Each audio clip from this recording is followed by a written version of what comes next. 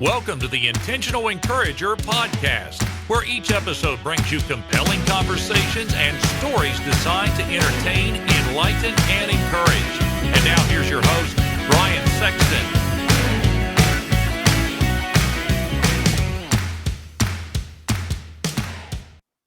And welcome into the Intentional Encourager podcast. I'm your host, Brian Sexton. Thank you so much for joining us again today.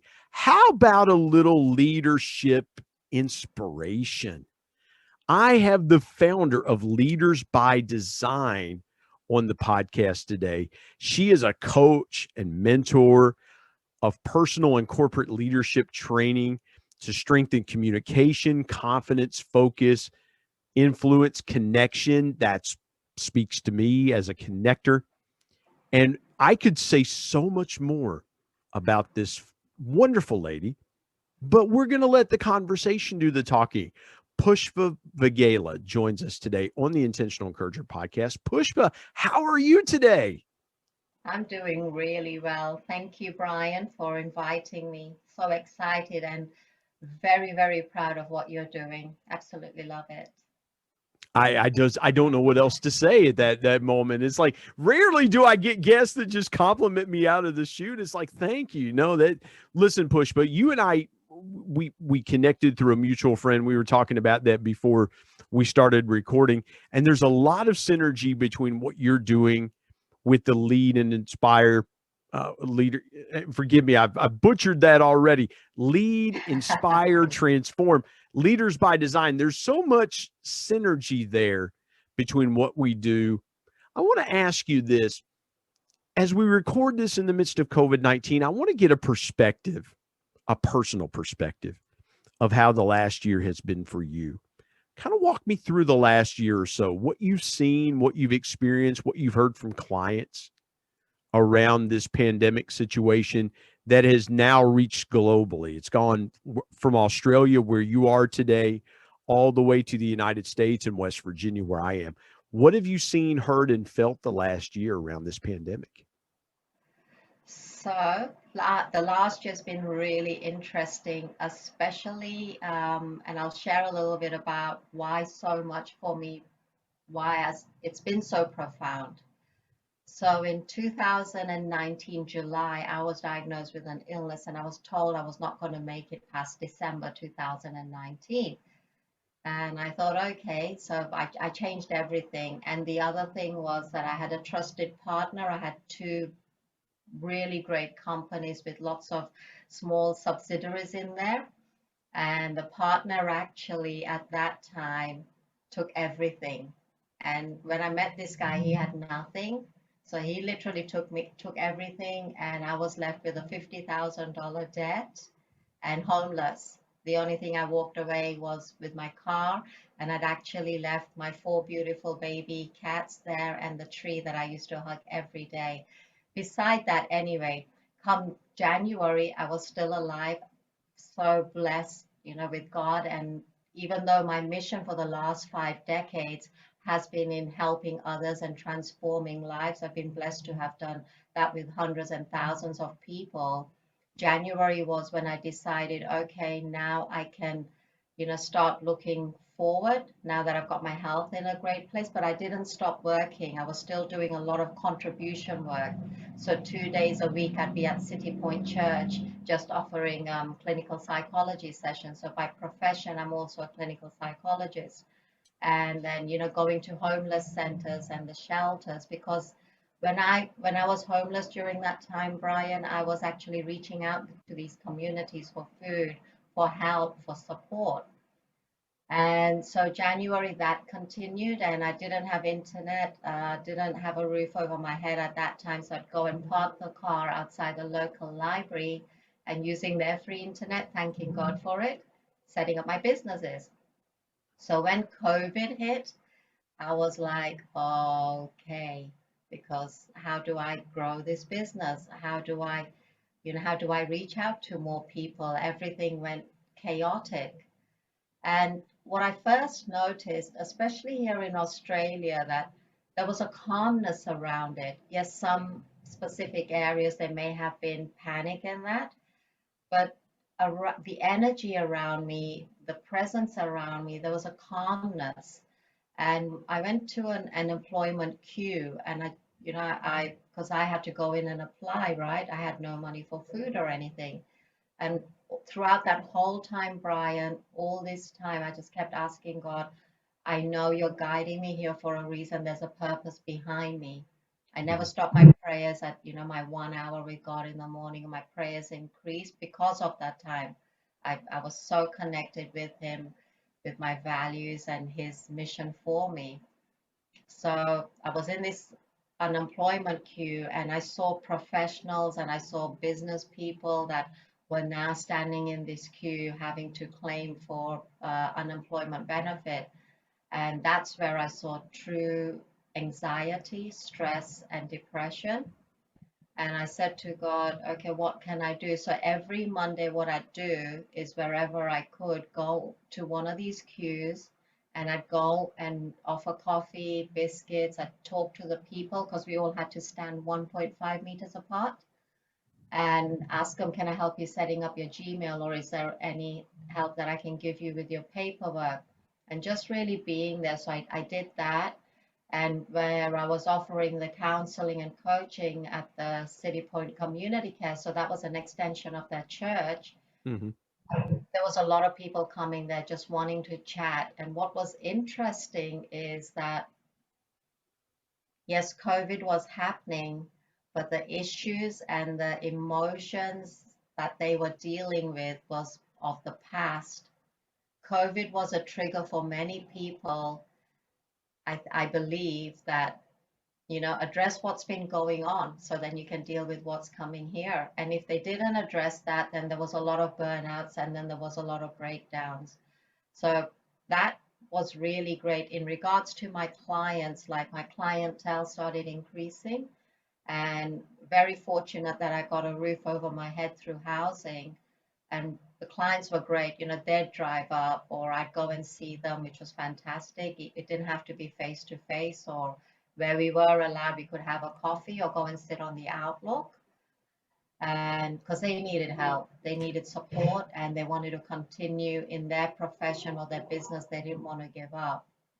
What did you learn about Pushpa? Let me jump in here. I have to ask you, what did you learn most about yourself in that time? Because, and I'm trying to put myself in the moment where you've had this traumatic experience with your health. Then you've had a traumatic experience with a partner. Then you've had a traumatic experience in saying, okay, I've got to pick myself up and I've got to do this. What was the one thing you learned about yourself most through that time that you were trying to get back on your feet? Yeah, faith. My faith was my power, and in that I was confident. So that was the one thing I learned to make stronger. It was there. I just needed to hold on to that. Did you ever ask yourself why? Because again, the natural inclination that most people have when they're dealing with, and when I went through a job loss almost 4 years ago, every day was a question of why. Why is this taking so long? Why is this continuing to happen? Why hasn't something come together? And it wasn't the right time. And I realized in the middle of my situation, what God was telling me was that storms have a definite ending and a definite beginning and a definite ending. So we just had, about 3 or 4 weeks ago, we had 3 winter storms in a week. We had 2 ice storms and a winter storm, and every one of them had a definite beginning and a definite ending. Every storm does. And I had to keep telling myself, once I had that, it's going to come to an end. And it did. And for you, you were able to pick yourself up and get back on your feet. What did you learn about other people? What did you learn about people in general? Because you mentioned you've been working with people for 5 decades, which is incredible. and all this knowledge and all this, the resource of the wealth of knowledge that you carry internally. But was there a moment where you step back and you go, I really didn't realize this about people? Yeah. So the first question you asked was, did I ask myself why? That was never. All I knew was that this was going to support my calling and my purpose and his will. And what I noticed about people was how much they had over maybe their lifespan disassociated with all the greatness that a human being has. Because we've Mm. all been blessed with gifts and qualities. And yes, they had the ability to hold a job or to run a business, but humanity had been lost. That initial ability that we have. That's why I do the leadership from within, because people lost this. They were very much here, but they'd lost what was going on here.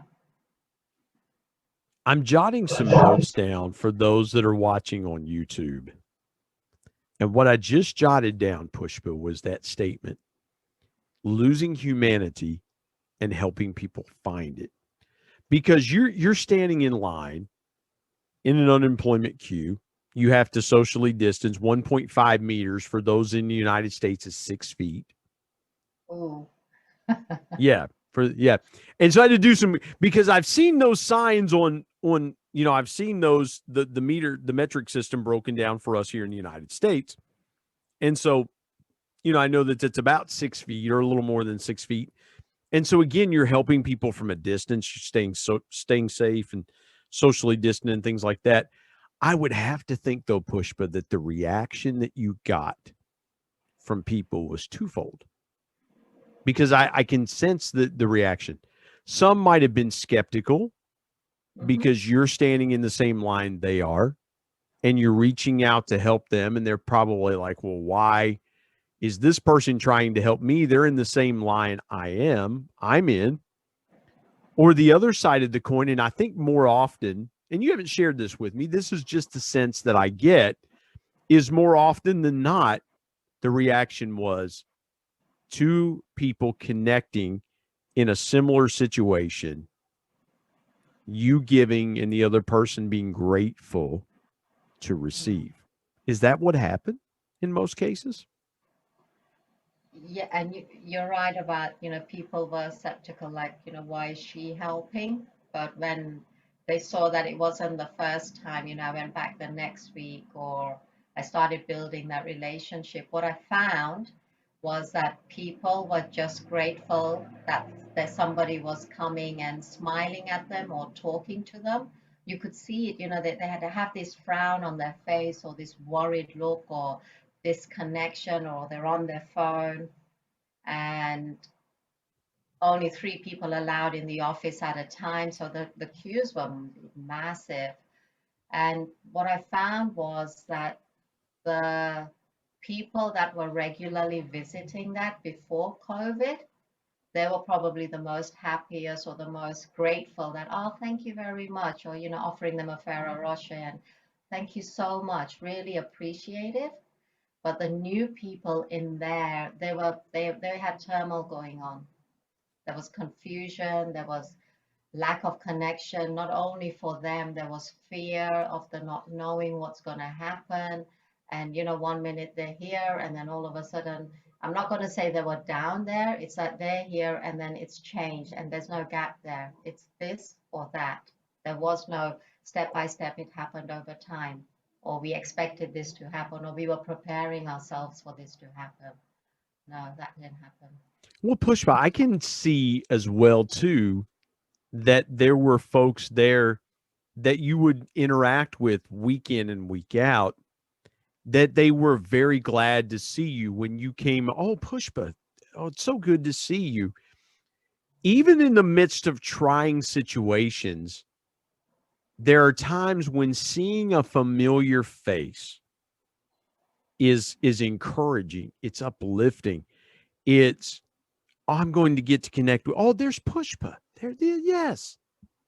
And immediately the emotions lift, and there are things happening internally where people just feel that kinship, that sense of togetherness, that sense of belonging. What was the major takeaway? And maybe you've answered this, but I want to pull just a little more conversation out of that. What did that do to change your business or your thinking or your business model? Because here's why I asked that. And forgive me for making the question a little bit long-winded. Here's what I'm seeing in the moment. I'm seeing this, and you said, well, I'm starting to, I was starting to get a roof over my head and get into some housing and things like that. But you never stopped caring for those people in that moment. Was there something that you took away from it that you've carried through in your own business that maybe before you wouldn't have done or hadn't done previously? Okay. So one of the things that I did find in there, Brian, was that people find it very hard to trust other people. And for me to build that communication and connection with them, they had to trust me. And that, that took some time. And what I also found was that when they saw me in that same queue, they realized that I was coming from a place of understanding and empathy. Definitely no ego, arrogance, or pride. Absolutely not. And I truly believe, and this is one thing that strengthened my business. So if you're asking what strengthened my business during COVID, was the ability to really get people to trust you and have faith in you, knowing that it's their interest at heart. When in August, Brian, my beloved car last year, I had a P-plater crash into the car and crush my home. Oh, no. So I lost the use of one arm. They had to rebuild the whole thing. And so then obviously the Centrelink queue stopped. I couldn't travel. And I don't know, whiplash or whatever they call it. So I lost that and all this was gone. So I didn't have that. But I still didn't stop. I got people to pick me up, take me to the church, take me to the community care centers. I did a lot of online. So I've been doing business mentoring for Queensland government for 12 years now. And that's for all small, medium enterprises. I still continue doing that. I did whatever I could online. And I think you must have read my portfolio. I'm one of Tony Robbins' trainers. And Tony's just built this huge studio, to accommodate. We've just had 50,000 people on a UPW event. And even then, yes, Tony has his cause, but when we get to look after, like I just had 1,000 people I was looking after and a team of 5 people that were helping me to do that. And even through that, I pray that, God always comes through me with exactly what the other person needs to hear. And it doesn't matter what avenue. I believe that everybody that comes to you is a time that is being tested to see how you will respond to that. And that's what this whole business model is, that irrelevant of whoever comes, yes, the business is there. Yes, we're making money. We have to survive. We have to live. But there has to be a level of humility. And that's the crux of everything, is that there has to be humility. You have to be humble in everything that you do, irrelevant of what you have or what you don't have, whatever you're going through. That is so good. Let's step aside, take a quick break. When we come back, we will talk with Pushpa about leadership beginning from within. I want to dive in and park on that for a few minutes, and then later we'll tell the rest of her incredible story. Come back. Be back in just a moment here on the Intentional Encourager podcast.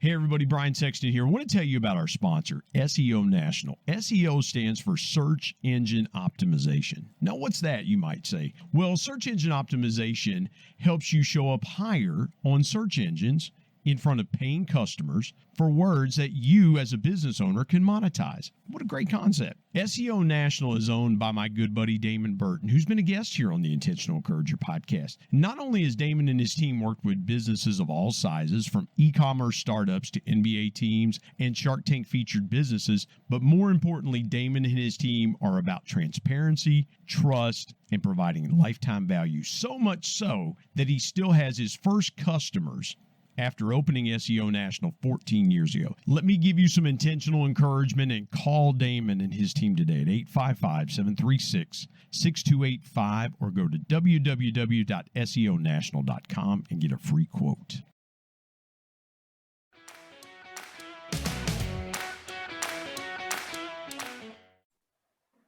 Pushpa, I love in your bio, in your LinkedIn bio, this quote: I am an advocate for leadership with certainty that leadership only begins from within, as it takes into consideration all the aspects of an individual: the physical, mental, intellectual, emotional, the decider, and the communicator connector. Again, my book, People Buy From People, talks about connection. So again, when we were talking in the first segment, that really resonates with me. But I love the leadership begins from within. I want to ask you this question as we start this part of our conversation. What is one thing that you've identified that most leaders do not have within them that they need to be more successful? I'd still say it comes back to the faith in their ability to lead.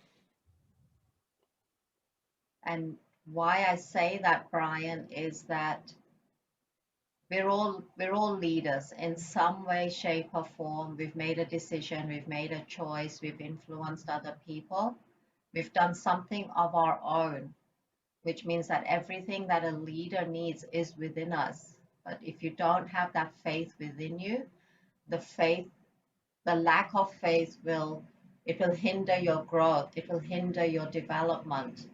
It will stop you from, even though you might be leading on a smaller scale, and you say, for example, you want to say something else because you know it will help other people, but you hold off because you don't have that faith within you. That is so good. I love that. Having the faith to believe that you can lead, because a lot of times, Pushpa, leaders are not trained. It's all based on skills and abilities. And that's how leaders are chosen. It's like, well, and I'll share this. So I've been around sales leaders that were really good salespeople, and they were tapped because of their ability to sell. And they weren't necessarily good leaders, because leading and doing are two different things. But I've never really heard anybody say you have to have faith to believe that you can lead, because it's all been around what you've done, not how you feel and how you believe in yourself.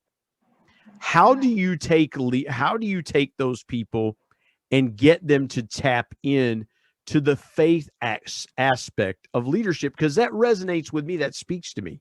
How do you get people to start believing and having faith in themselves that they are going to be a good leader? And that comes back to where I say leadership is in this modern. So I don't know if you know about my history, but I've been studying ancient leadership for now nearly four decades, I'd say. It started with my mom teaching me at a very young age. And one of the faith concept is there, but the faith will only come is when we look at where you are emotionally. So you could think of it as doing a transgressional journey to see what's been going on with your emotions, the meanings, what's in your psychic, where are you with your intelligence, your positive intelligence, where are you with your IQ. That faith will only come stronger when we've scraped that barrel from within to identify where this is. So we could say this is your world. Where is your inner world right now? Faith increases when you've got clarity around everything. You've got to have certainty in all that's associated with being a human being. And one thing, like I've got 5 decisions around my businesses. I've got 5 values. And one of the decisions and one of my values is that I will never ever stop studying. So I have a doctorate. I have my I didn't study at home because my mom died when I was 10 years old, and I looked after my family. I had no education. I was a welder. Yet today I've got like 5 degrees and I've got a doctorate and I've done my master's in accounting. I never stop studying or learning because I always want to add value. And that faith is the ability to know that it's not about you. You've got everything that you need to be able to deliver, but it's always got to be about the other person and having that faith and trust within you to be able to deliver for others and the value add. I've got to ask you this because Tony Robbins, and you mentioned Tony Robbins. He's such an internationally renowned speaker and trainer and motivational speaker. And I mentioned him in my book, People Buy From People, because one thing that struck me as I was doing research into his life was that how closely he was connected to Jim Rohn, who was a great leader and teacher and motivational speaker. And Robbins was so moved by what he heard from Jim Rohn, he had to be a part of that organization. What is the greatest thing that you have picked up from the teachings and the motivations of Tony Robbins? So Tony shares that a lot, and it was because of Jim that, he thought, so everything is possible. And it was Jim that actually helped him set up in the first instance to become that speaker or become the person that wants to make a difference. Now, Tony has a lot of stages in the way that his life has been. And right now he's at this stage where it's about oneness. It's more spiritual. It's more about connection and through God. And I love that because before in the past, he has all these programs, which is fantastic. But I think the greatest thing that he has in his programs right now is that the spirituality. And when I talk about spirituality, say, for example, I was teaching meditation for, it's a I think they're Australia-wide water desalination company.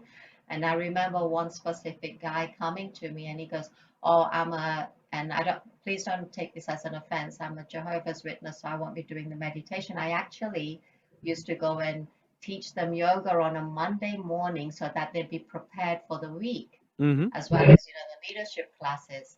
And I got one, they have this Tower magazine. And I actually brought that and I said, Christopher, if you just read the back, and in there it says, one of the deepest way and the quickest way of attaining your communication and connection with God is meditation. And, and I said, well, if you had, without criticism or judgment, I said, if you'd read the Bible, how many times does it say that you should meditate on the Word of God? And when we are doing meditation, you can call it a closed eye process, or you can call it whatever you want. That's your time to connect with whatever you want to. And that's what Tony was just saying at this last event, is that spirituality, it's not about religion. It really is about you being you and your oneness and the energy that surrounds us, and being there being there in your right space, in the right frame of mind, in the right element for you. No, I love that, because Pushpa, what you were doing in that moment was connecting with someone. And again, I connect with people of all different walks of life, they can believe different things. And again, it's okay, because I've said this before, and this is a great place to put it in, is that the greatest relationships are always cultivated on common ground. You try to find a place to connect, because people buy connection before they ever make a transaction.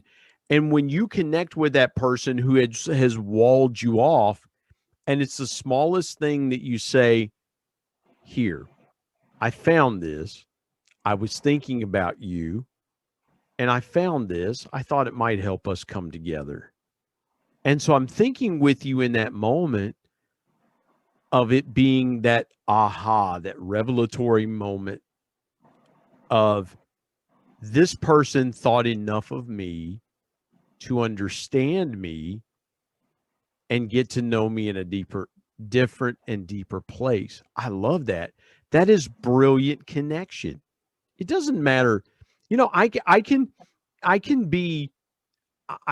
a conversation with someone who doesn't believe religiously or philosophically as I do. It's okay. I can connect with them because, again, at the core, everyone has core universal values given to them by God that we need to tap into. And I love that example. That is such a beautiful example of just connecting and saying, hey, you know, I know meditation isn't really what you want to do, but, you know, knowing your faith, here's what your faith says about meditation. That's brilliant, Pushpa. That's brilliant connection and communication. No, I must ask you this before we transition into more of your story.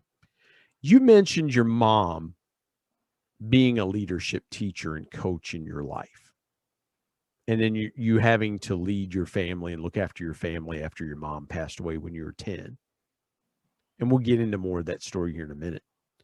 What do you think the greatest leadership lesson was that your mom ever taught you? Don't be a victim. Wow. Wow. Can you repeat that again? I really want people to get that powerful. That was so powerful. Would you please share that again, Pushpa? Yeah, the greatest gift that she blessed me with, the greatest gift that God blessed me with through her was that don't ever be a victim. And somehow my mother knew that the first 50 years of my life were going to be somewhat of a test for my calling. So I was in, we are Hindus by, that's what we were born into. So she taught us all around Hinduism and spirituality, all that around that time. And then she actually went to the church. This is in the UK. She went to the church to sort of improve her English classes. And I have 9 brothers, and I was the 3rd youngest. So some of us started going to Sunday school, and some of us started just doing Bible study. And I there were so many things that have happened in my life that I don't understand why. And at that time, I used to think why, but I used to go anyway because Mom was there. And the only time I really got time to spend with my mom was when either she was combing my hair or she had 3 jobs in a day. So the one before I started school and the one after I finished school, I'd go and help her. When the staff had gone, I'd go and do the work so she could rest. And when she passed, I realized that it was dark, lonely, and it was a church people that used to come and see us every Saturday. I sometimes used to cook the worst food, but they always said thank you, and it tasted really nice. But Wow. I saw when that happened. That is so neat. I want to take just a quick break, Pushpa. I want to get into that story around your mom and share the story of your life. And you've beautifully woven that into our conversation. But I want to dive deeper into that.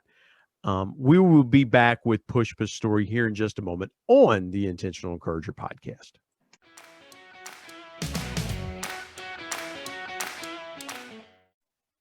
Hey, everybody, Brian Sexton. Want to tell you about my new book, People Buy From People, 10 Powerful People Lessons from the Ultimate People Person. My dad was one of the greatest connectors that I ever knew.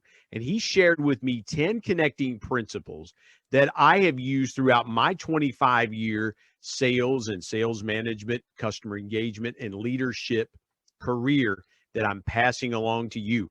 If you want to be a stronger, deeper and more powerful connector, you've got to pick up a copy of People Buy from People. There are concepts in there that you may not realize help make you a power connector.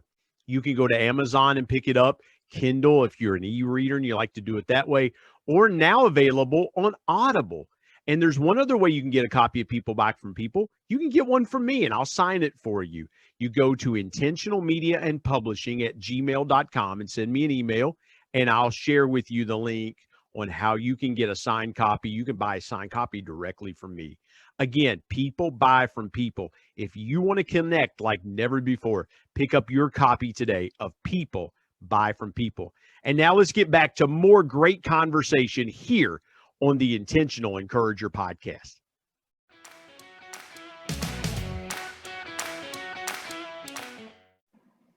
Pushpa, you mentioned before the break, your mom passed when you were 10. Your mom worked 3 jobs. So take me through your early life. Take me as far back as you want to take me from point A to how you got here. And just tell the rest of your beautiful story. What a beautiful story it is. So I'll start with where I was born. I was actually born in Nairobi, Africa, so Kenya. And my parents started, like I said, I've got 9 brothers. I'm the 3rd youngest and 2 sisters.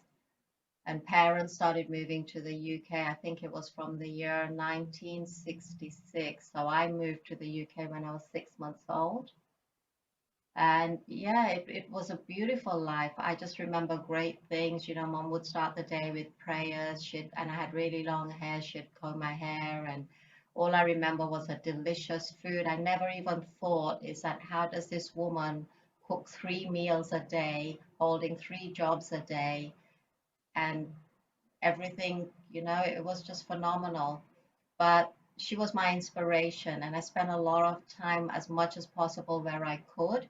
Hence the reason I used to go work with her, and I knew she was tired. So as soon as the staff left, she'd sit down and then I'd go and do everything that she needed to be done. So when she became ill, uh, it was hard that she wasn't at home, but at home I started helping out a lot more. Both my sisters were married at this time. And then when she passed, yeah, that was a very dark time.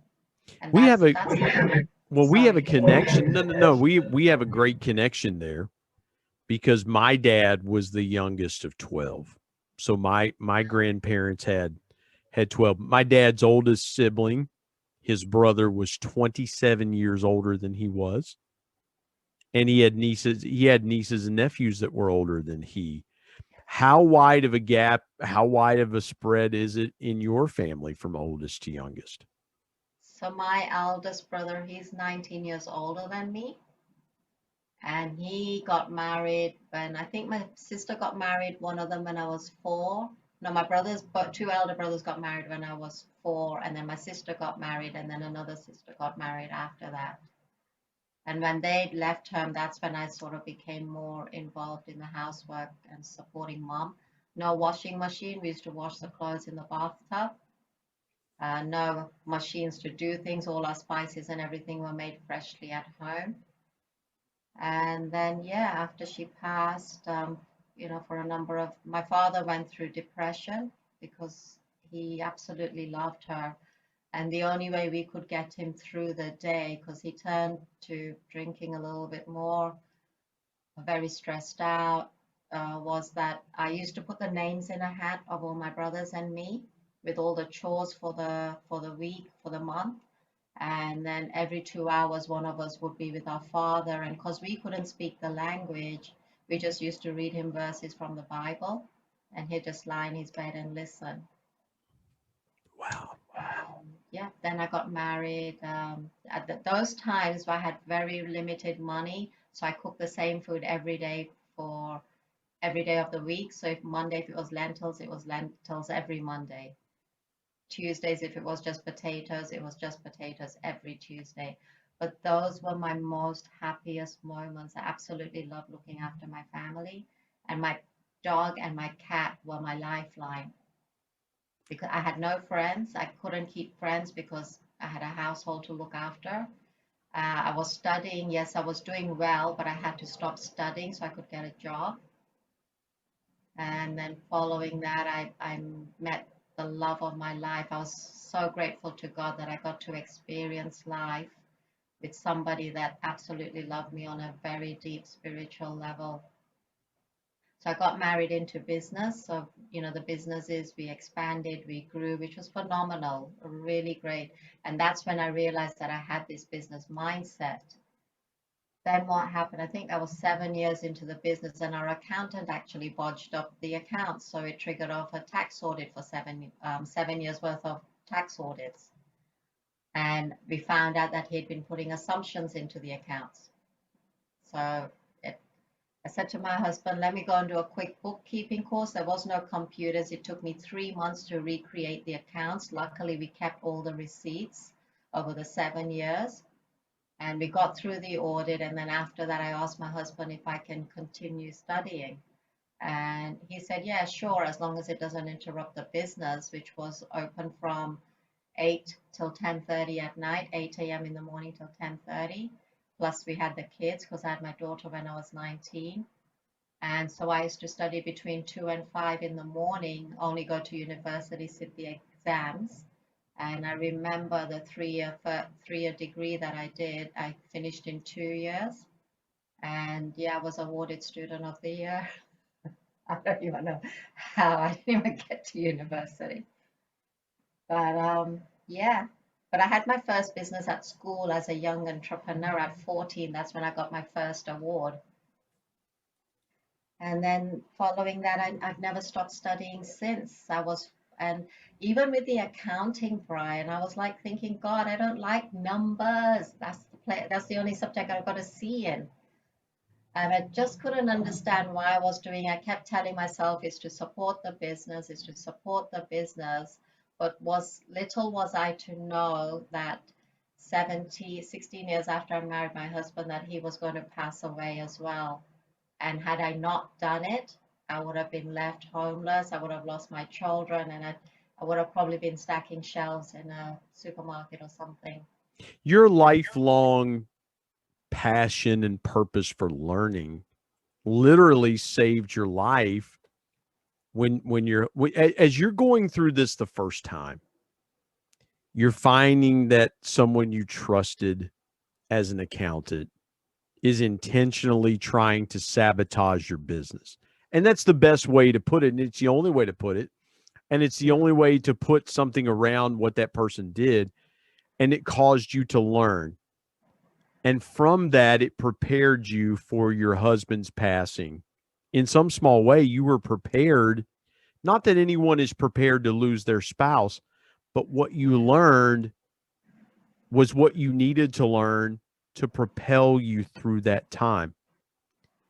Take me through that time when you lost your husband. How did you have the emotional capital to continue on in your business? So I think definitely, I'm sure it was numbness, even then I didn't ask God why.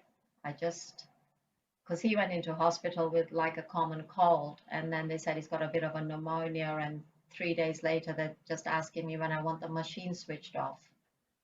And I was like, what? You can forgive me for interrupting, Pushpa. You are the absolute perfect person to empathize with people that have gone through COVID-19. Very similar situations. People feeling okay one day, then getting sick. At least people that I know here in the States, getting sick, not being able to breathe, and then they end up passing away. It's just very quick like that.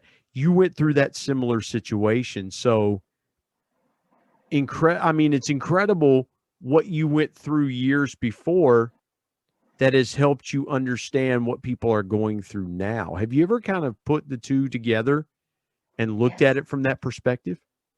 Absolutely. Because I think after my mom died, and even though I wasn't studying, I was studying a lot on spirituality there, my connection with God, praying, that strength. And Brian, I've known from as early as I can remember that I was chosen for something. That always was on the back of my head, that I'm here for a reason and I'm here to deliver. That's all I had.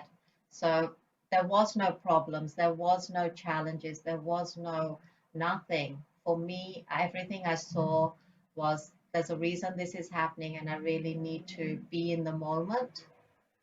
So even when, when he passed, yes, we went through what we do in, you know, it was a nightmare. It was an absolute nightmare because everything was in the family's name, and that's a different story.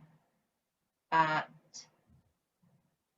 I don't even know how I got through them couple of years, but I did. Even at that time, it was very dark. Like the three of us would just sleep together in a lounge. We did that for like 2 years. It was a frightening time, and in the Hindu tradition, a widow is seen as a bad omen and that's literally what I was seen as.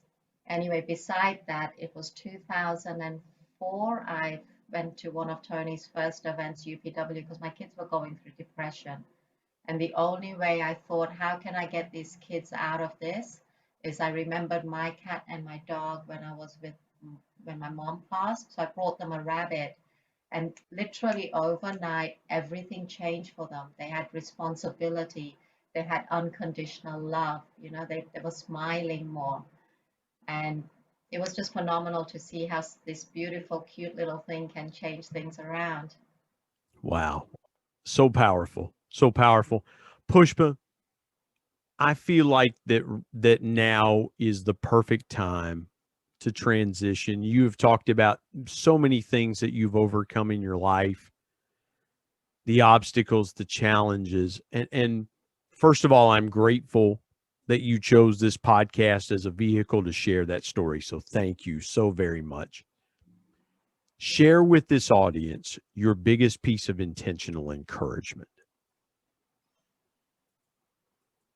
So I believe, and Brian, I know you said encouragement, but I believe it's your intent that's the biggest encouragement. Wow. I never thought of it that way. Your intent is your biggest encouragement. I'm writing that down. I've never pushed, but that is remarkable. Your intent is your biggest encouragement. And again, you're 100% on the money. If you cannot be intentional, and I'm working on the second book, The Intentional Encourager. It starts with encouraging yourself. That's right. You can never encourage anyone unless you're encouraged yourself. And it has to be intentional. You have to wake up every day realizing that you have to get encouraged before you can do great things. Oh man. Wow, wow, wow. Pushpa, please tell folks where they can connect with you, find your content. I know they're going to want to, after hearing this, if you're not connected to Pushpa, you must get connected to Pushpa. Please tell folks where they can connect with you. So they can connect with me on LinkedIn. Sorry, there's an ambulance going by.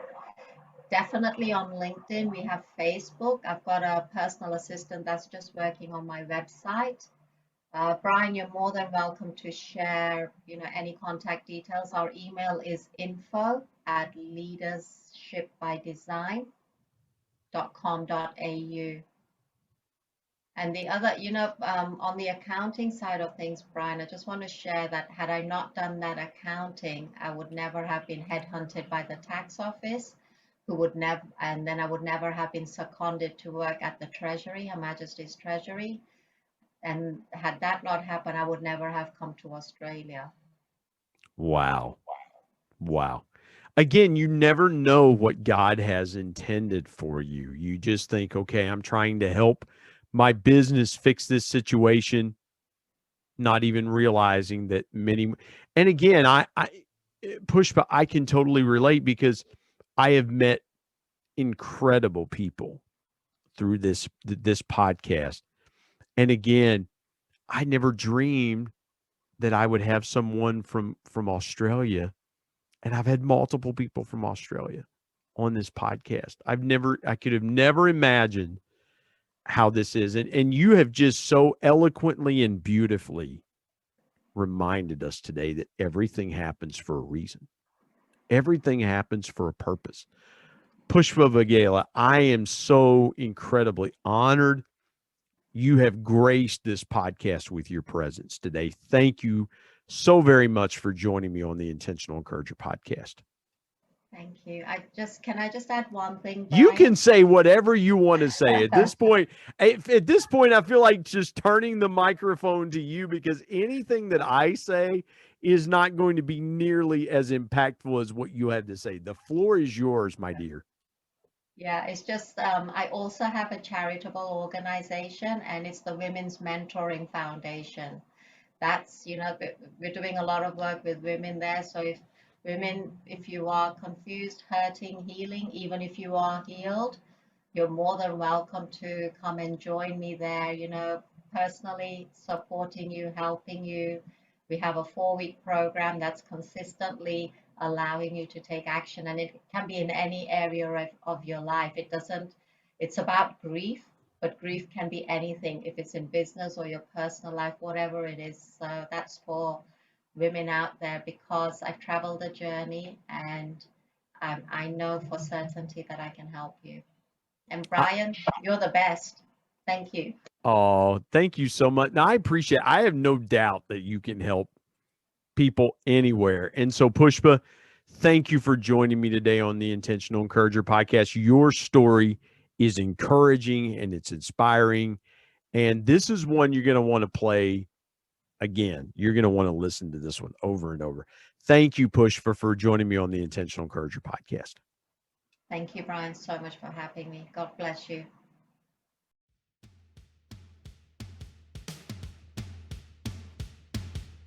My thanks as always to producer Bryce Sexton and technical advisor Matt Means. And of course, the ultimate thanks goes to the Lord Jesus Christ, who provides intentional encouragement every day through his word. If you're not subscribed to the Intentional Encourager podcast, hit the subscribe button wherever you get podcasts so you don't miss an exciting episode where you can get encouraged and stay encouraged. And remember, anyone, anywhere, at any time, any place can be an intentional encourager.